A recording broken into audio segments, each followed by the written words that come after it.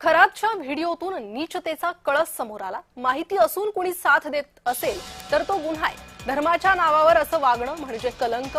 सरकारने यावर गंभीर कारवाई केली पाहिजे। मंत्री संजय शिरसाट यांनी खरात प्रकरणी ही प्रतिक्रिया दिली आहे।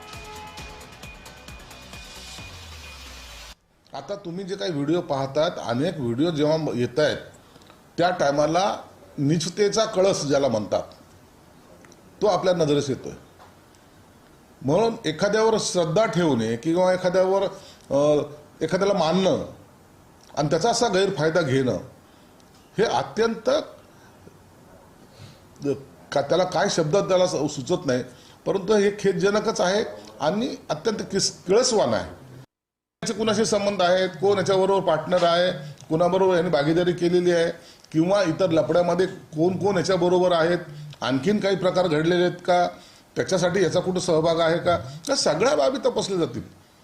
एक फक्त त्याच्या गुन्ह्यापुरतं नाही तर त्यांनी इतरांना काही सहकार्य केलं का किंवा इतरांनी त्याला काही सहकार्य केलं का, या सगळ्या बाबीचा उलगडा या चौकशीमध्ये निश्चित होईल।